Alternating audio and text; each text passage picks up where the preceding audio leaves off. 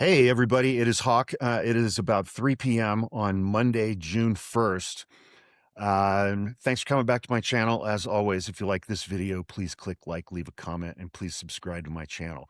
We need to talk about Donald Trump's 1.776 White Reparations Insurrectionist Compensation Fund that has only had a lifespan of 2 weeks.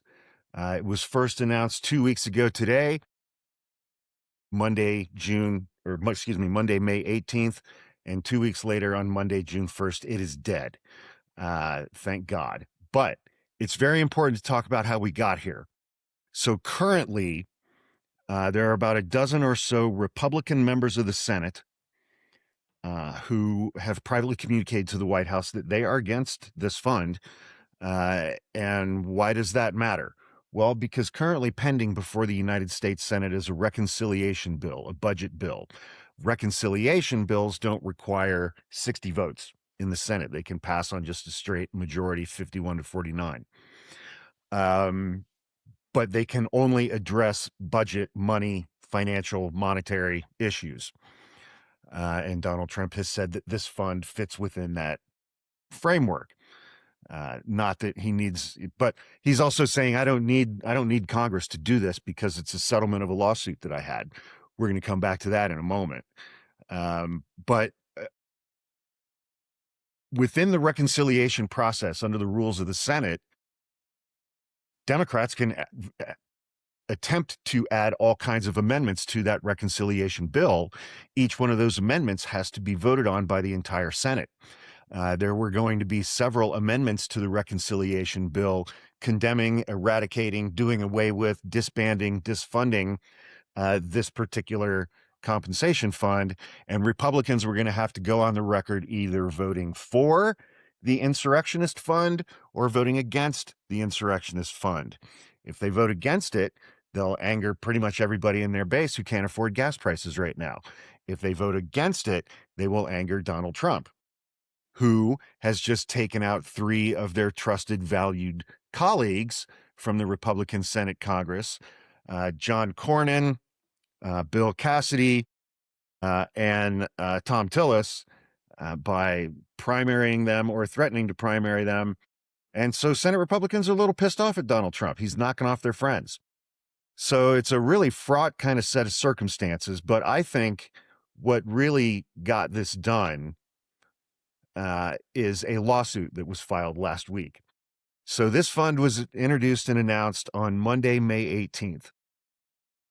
Last week, less than 10 days later, on Wednesday, May 27th, a group of 35 federal judges filed a motion in the court to have the settlement of Donald Trump's lawsuit against the IRS thrown out, or in the alternative, throw out the dismissal in that lawsuit and allow the court to get back into re-investigating the settlement itself.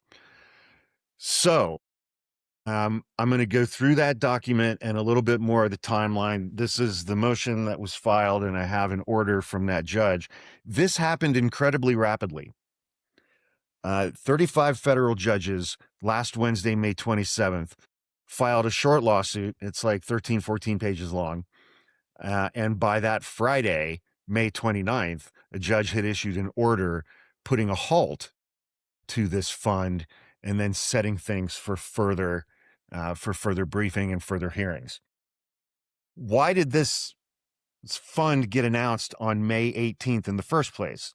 You have to look at the underlying lawsuit. Donald Trump had sued the IRS for $10 billion because an IRS contractor had unlawfully disclosed some of his tax returns and some tax returns for Donald Trump Jr., Eric Trump Jr., and I believe the Trump Organization as well.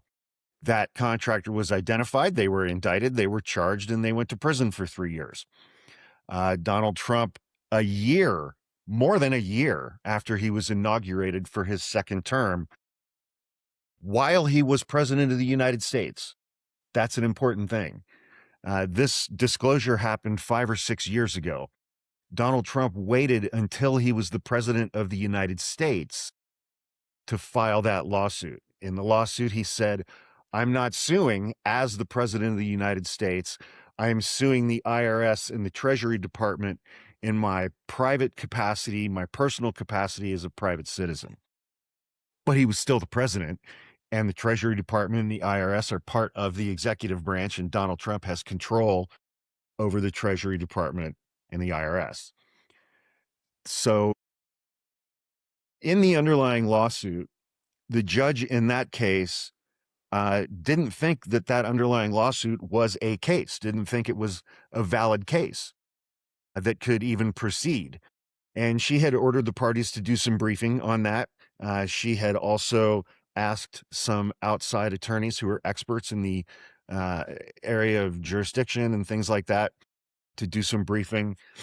And it was pretty clear that this case was going to get dismissed outright before there could be any settlement.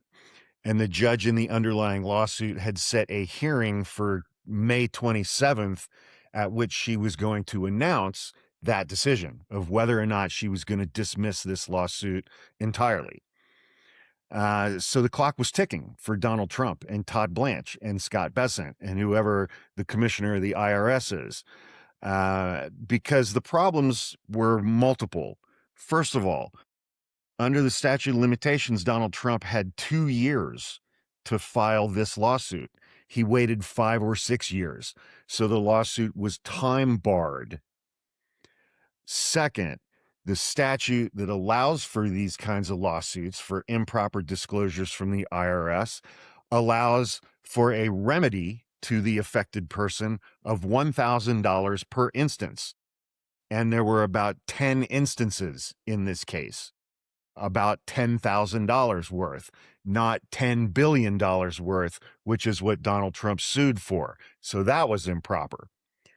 Second, in federal law, you have to have what's called an actual case or controversy, meaning it's got to be an actual claim. It's got to be an actual lawsuit, which we just saw. It's time barred. The statute doesn't allow for what Donald Trump is suing for in the first place.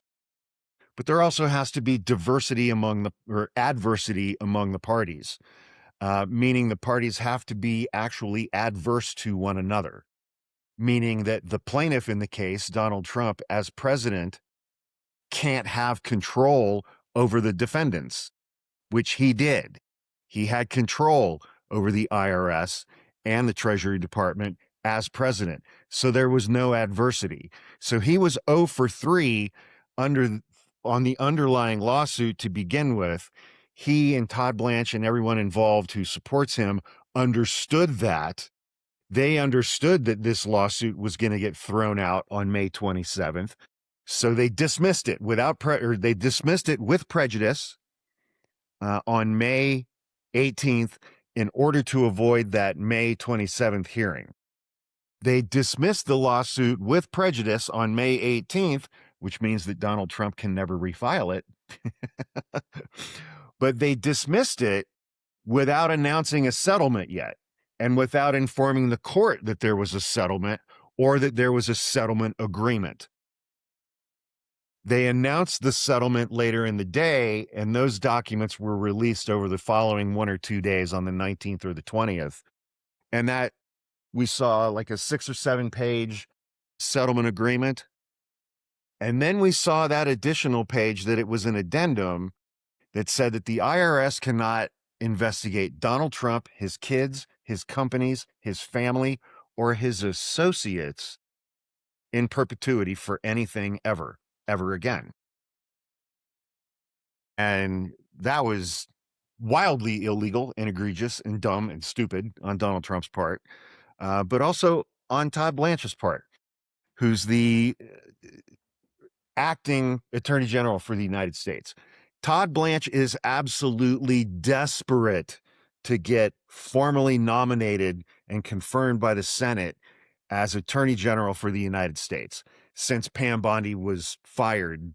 I don't know when that was, in March or April. But the things that Todd Blanche has done since Pam Bondi was fired, I would argue, are going to prevent him from ever getting confirmed by the Senate. There are a dozen senators who are against this fund. He re-indicted James Comey on bullshit. He indicted the Southern Poverty Law Center on bullshit, on made-up bullshit. And then there's this settlement and dismissal where he was gonna take $1.8 billion in taxpayer money and pay it to people who broke into the Capitol, shit in their own hands, and smeared it on the walls and beat the hell out of police officers. I think this of all the dumbass things that Donald Trump has done, this insurrection fund has to be the dumbest. But so they filed the dismissal on May 18th to avoid that hearing on May 27th, where the underlying lawsuit against the IRS was very likely going to get thrown out by the judge. Then they wouldn't have any opportunity to reach a settlement at all. So they do this, they announce the thing, they avoid that May 27th hearing. But on that same day, May 27th, last Wednesday, was when a group of 35 former federal judges filed this lawsuit. So we're going to go through this document. We're going to go through a couple of things that happened on Friday and Saturday, and that's going to get us to today, where Trump is reportedly willing to now drop his $1.8 billion weaponization fund.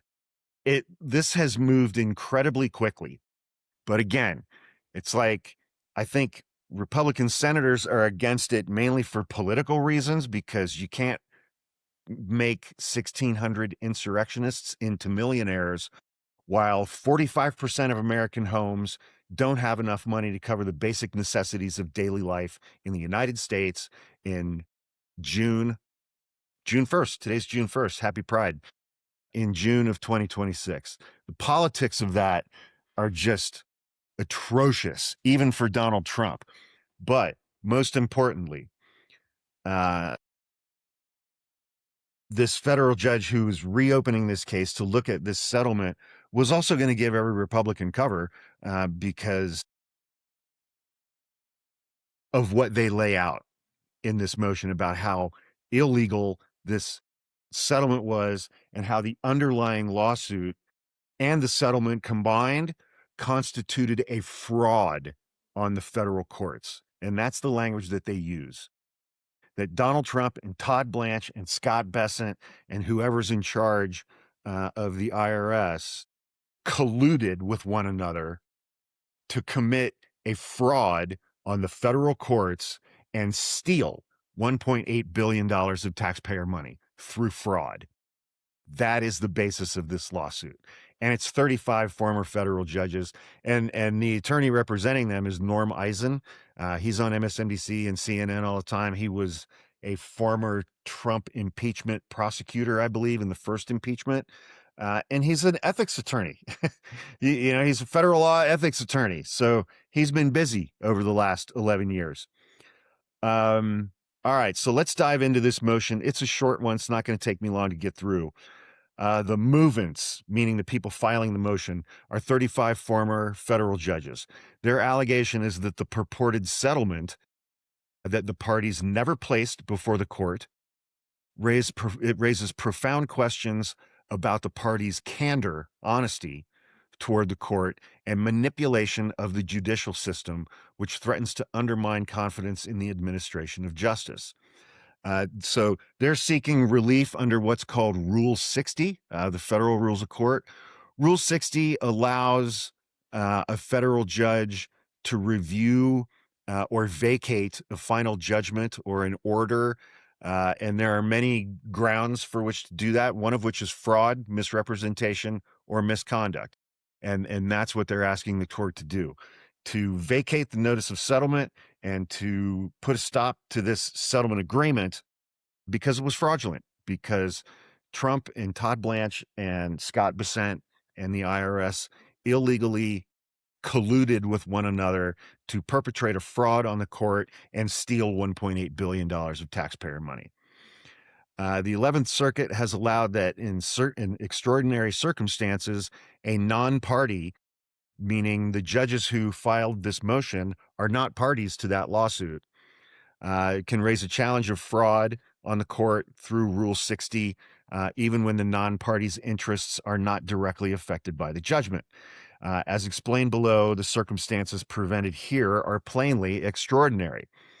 The court indisputably has the authority under Rule 60 to reopen a proceeding sua sponte. Sua sponte is a legal term that basically just means like of the court's free will, on the court's decision or on the court's own motion, meaning the judge can do something without either side having asked that judge to do it. So sua sponte just means do it on their own. Movants asked the court to exercise its authority under Rule 60 to set aside the judgment in this lawsuit, allowing the court to resume its inquiry into whether there is an actual underlying case or controversy, or whether, to the contrary, this case that the parties purport to have settled is itself a fraud on the court.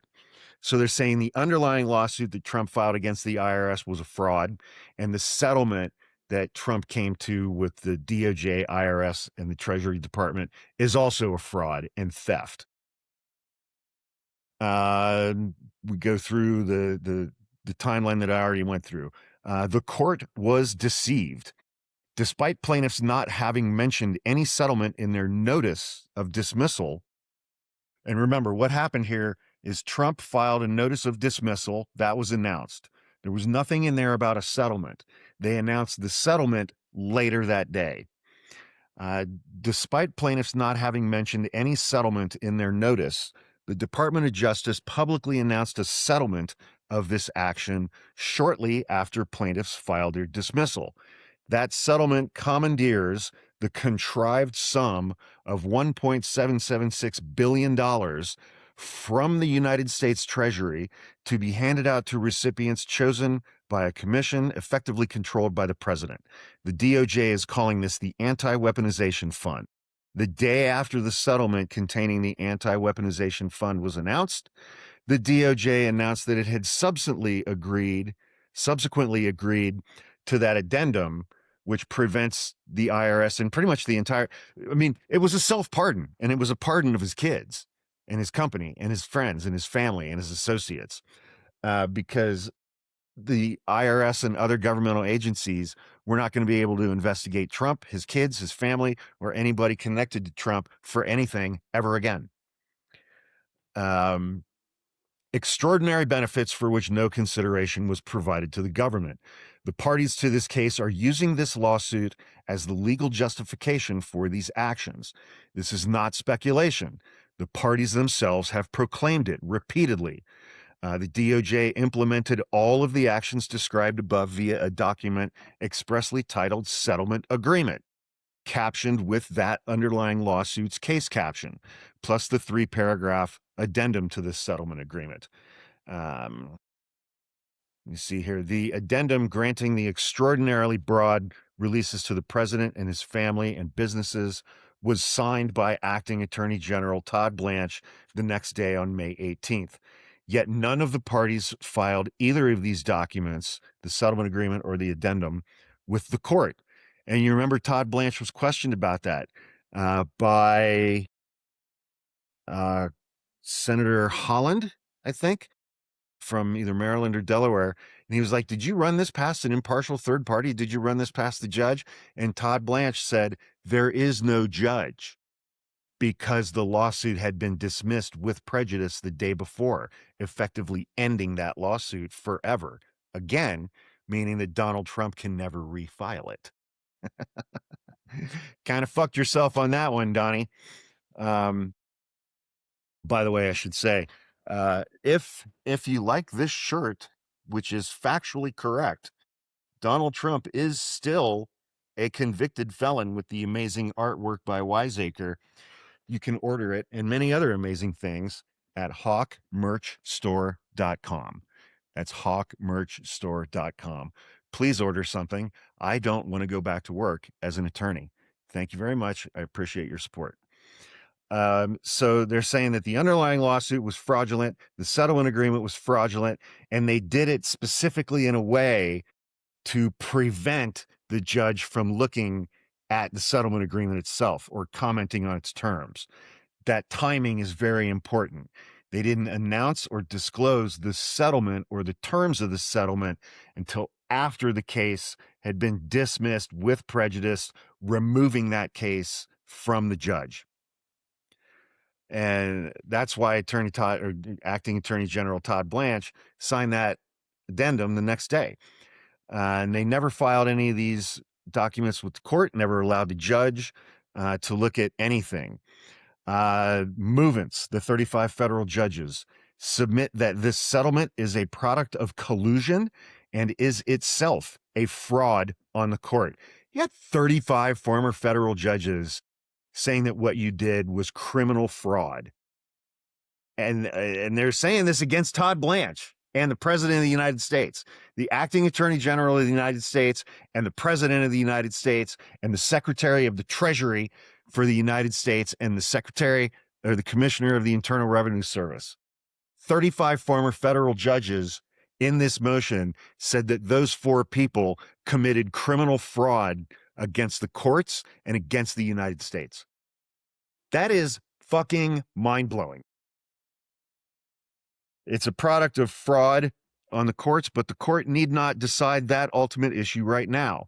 At this juncture, movants request only that the court exercise its powers under Rule 60 to set aside its order ending the case based upon plaintiff's voluntary dismissal. So they're saying vacate that order that you entered after you got the voluntary dismissal, reopen the whole thing, and you have the authority to do that under Rule 60, Your Honor, to determine whether there has been a corruption of the judicial process itself.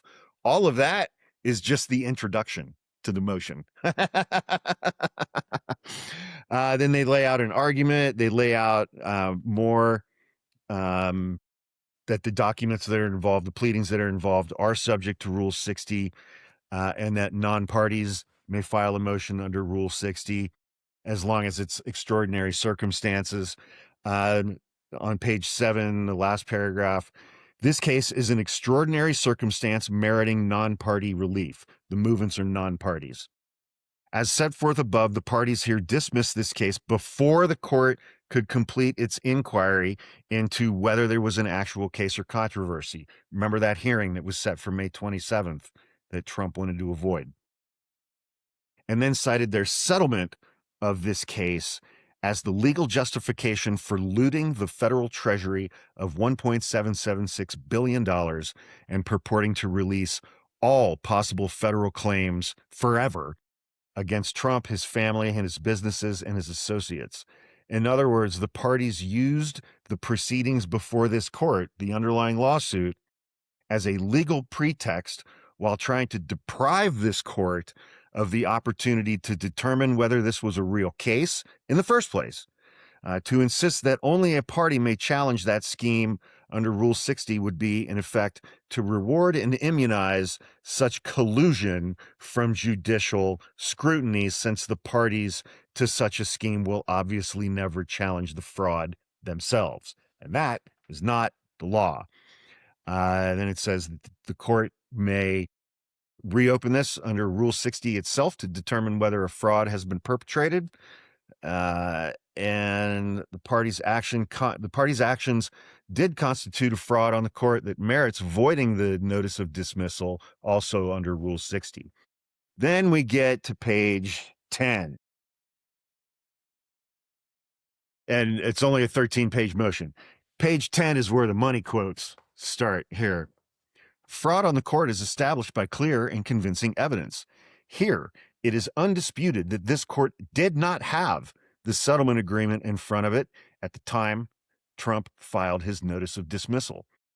The settlement agreement establishing the Anti-Weaponization Fund was not before the court, and the broad purported release of plaintiffs' known and unknown liabilities, that addendum, was neither announced nor publicly released until after the case had been dismissed. It is also undisputed that Trump filed his notice of dismissal before the court received the briefing from him that it had ordered regarding whether an actual case or controversy existed. That was going to be that May 27th hearing. In such circumstances, setting aside the notice of dismissal and reopening the case in order to determine whether an actual case or controversy existed is necessary to ensure that the parties have not corrupted the judicial process and to prevent federal courts from providing cover to a collusive settlement. Indeed, the corruption of the judicial process is exactly what happened here. The parties have used this lawsuit, which was never an adversarial proceeding over which the court even had jurisdiction, as a means to allow a commission controlled by the president to dole out almost $1.8 billion in taxpayer dollars without constitutional authority or congressional authority to do so, and to confer unlawful private benefits on the president and his family by purportedly preventing the entire federal government in the United States from ever investigating him or his family or prosecuting them for anything ever again. This is his first run at a self-pardon. This was his first run at a self-pardon. And he wanted to pardon his kids and his whole fucking family and his businesses, all of their businesses, and all of their associates along with him. It's fucking unreal, man. And the parties have plainly tried to shield this conduct from necessary judicial scrutiny by short-circuiting this court's inquiry into whether the lawsuit is, in fact, an actual case or controversy. The sequence of events that led to Trump's voluntary dismissal with prejudice makes this strategy self-evident. Shortly after the court requested briefing, whether the court had subject matter jurisdiction over this functionally non-adversarial proceeding, the government entered into a settlement agreement with Trump that required Trump to immediately dismiss this case, thus terminating the court's "is there a case or controversy" inquiry. And that purported to bind the United States, that settlement purported to bind the United States government to a stunningly broad release of potential claims and to pay billions of dollars before even trying to defend against plaintiffs' claims. That the government has actively opposed nearly identical claims brought by different plaintiffs against the IRS only emphasizes the fraudulent nature of the settlement reached here. Let's stop there for a moment. What is that? What do those last two sentences mean? Donald Trump sued the IRS at the end of January of 2026 in a case that was time barred from the statute of limitations in seeking $10 billion when the statute allowed him to sue for $10,000. Those two things right there get the case thrown out. If the defendants actually file a motion with the court saying this lawsuit is time barred, it's improperly pleaded under the statute. Pam Bondi and Todd Blanche, Attorney General, then Deputy Attorney General, now Acting Attorney General, mounted no defense whatsoever in this case because they were under the control of the defendant in the Department of Justice, which is part of the executive branch. And having mounted no defense, having filed and served no answer, having not served a motion for summary judgment, having not served a motion to dismiss for those two bases that I said earlier, having conducted no written discovery, having taken no depositions at all, having mounted no defense whatsoever, the Department of Justice wanted to settle this case for almost $1.8 million in taxpayer money. That is legal malpractice. That is legal malpractice, flat out. The fact that the government never asserted even basic defenses, including that the claims were clearly untimely, or the alleged discloser, the guy who released the tax return, was not a government employee, only strengthens the conclusion that the litigation was collusive from the start and its goal was to obtain legal authority for the purported settlement. Accordingly, because the parties' collusive activity perpetrated a fraud on the judicial machinery itself by fostering an appearance that the litigation involved adverse parties, when in fact it did not, the court should void its prior dismissal and reopen the case to assess in due course whether a fraud occurred. So they filed that motion last Wednesday. The judge in the case set it for a hearing on Friday, May 29th, and she reopened the case. She reopened the case, saying that she wanted to investigate the allegations that the 35 judges had made in their motion. One other interesting thing, because of how this deal was structured, and I saw a couple of tax experts say this, it was very, very likely that that $1.776 billion settlement would have been a taxable event for Donald Trump, meaning he would have had to pay taxes on $1.776 billion, which of course he never would have done, which of course, under the terms of the settlement and that addendum, would have prevented the Internal Revenue Service forever investigating for that, him for that, or forever prosecuting him for that. So round and round we go. Let me see if there's anything interesting here. So I got the judge's order from that hearing. She put out a 4-page order, but the 4th page is just her signature. And in her order, she said that she is resuming the court's inquiry into whether there is an actual underlying case or controversy. And the movements, the 35 federal judges, submit that the settlement is a product of collusion and is itself a fraud on the court. Then she talks about Rule 11, which is kind of a disciplinary rule for attorneys, a federal rule of court, to determine whether an attorney has abused the judicial process. The purpose of Rule 11 is to deter baseless filings.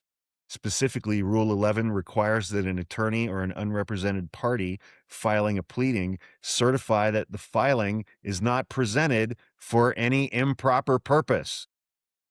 Under Rule 11, a court may impose sanctions on a lawyer for advocating a frivolous position, pursuing an unfounded claim, or filing a lawsuit for some improper purpose. That's the underlying lawsuit.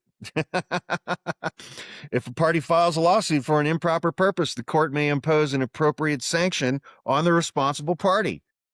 Here, the non-party movements advance grievous allegations that Trump voluntarily dismissed this litigation solely to avoid judicial scrutiny of a lawsuit that was collusive from the start, that was time-barred, that was improperly pleaded under the statute, and was only filed to provide the imprimatur of legality for an unlawful settlement, the Insurrection Fund.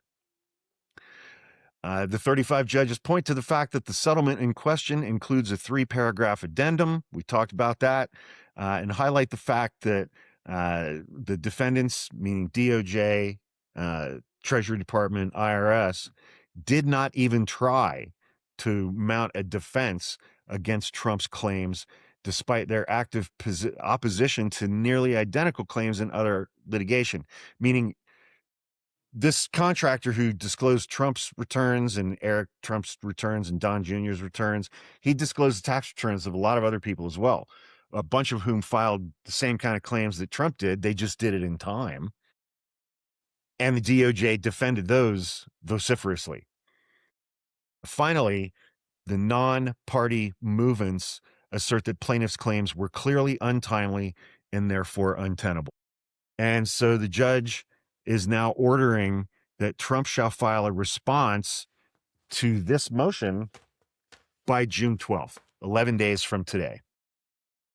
Trump has been ordered to file a response to that motion by June 12th, and which brings us to, well, let me just read it.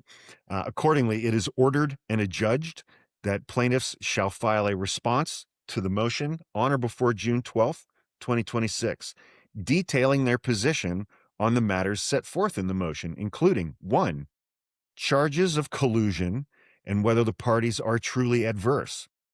2, the assertion that the dismissal in this case was premised on deception by the parties, a fraud upon the court. And 3, the question of whether the case should be reopened because the court was the victim of a fraud by Donald Trump and Todd Blanche and Scott Bessent and the commissioner of the IRS. Fucking amazing. And then if Trump does that, then the 35 judges get to file a response to that opposition. So that happened Friday during the day. By 7 p.m. Eastern time, Friday night, the Wall Street Journal was reporting Trump's $1.8 billion settlement fund sparks alarm inside the White House. President Trump's top aides have discussed whether he should kill the administration's nearly $1.8 billion anti-weaponization fund in exchange for getting that reconciliation bill passed, for getting immigration funding enforced, according to people familiar with the matter. So on Friday during the day, so on Wednesday, the 35 judges filed this motion. By midday Friday, the judge has reopened the case and is clearly, what's the word I'm looking for, is clearly open to the argument and leaning towards the argument that there was a fraud perpetrated on the court in this notice of dismissal and the settlement that was announced afterwards and the timeline of those things. And I think that order issued by that judge on Friday freaked a lot of people out, because a federal judge was about to say that Donald Trump, the president of the United States, Todd Blanche, the acting attorney general of the United States, Scott Bessent, the secretary of the Treasury, and whoever the commissioner of the IRS is, a federal judge was going to say that the four of them colluded with one another to commit a $1.8 billion fraud against the courts and against the United States government and against United States taxpayers. And regardless of the fact that a dozen Republican senators are saying it's politically unpopular back home, almost everybody in the Senate is an attorney. They know how to read shit like this. And they're sure as hell not going to vote in favor of a settlement right before a federal judge comes out and says this is a fraud upon the courts, it is a fraud upon the United States government, it is a fraud upon the American taxpayers. So I think this order from this judge had a lot more impact than people are letting on to. But anyway, that was last Wednesday. That was last Friday. Today is Monday, June 1st. And now it's being reported that this is from Mark Caputo for Axios. Love Mark Caputo. He's a fantastic reporter. He used to cover the Florida beat for NBC and MSNBC. And then, however briefly, he went to the Bulwark and then he went to Axios. President Donald Trump will drop his highly controversial $1.8 billion white reparations insurrectionist fund. I added those words, which was created, according to Axios' Mark Caputo. An administration source said the following to Mark Caputo: "It's dead for now." Mike Pence the other day said, "Let's get rid of this thing. It's deeply offensive." A dozen Republican senators are against it. There are lawsuits against the fund pending in other federal courts around the United States. There are 2 or 3 of those. So this thing's DOA. I love it. It's going to make Donald Trump have an absolute hissy, which it's super fun when he does that. And, trying to keep up with the news cycle these days is simply not possible. It's not possible. So it's like when I get to dive into legal stuff like this, because I was a trial attorney for almost 30 years, this is the kind of stuff that I enjoy talking about. So this I'll talk about. Anyway, please click like, leave a comment. If you have any questions, please leave them in the comments and I will try to answer them. Please also, please subscribe to my channel. And I'm Hawk. It's Monday, about 3:50. It's a fucking beautiful day outside. There's not a cloud in the sky. It's 72 degrees where I'm at. So I'm going to sign off and go outside with my dogs for a little bit. I hope everybody has a fun and safe week. Please be safe this week. There's a lot of dipshittery going on out there. Thanks again for watching, everybody. I'll see you soon.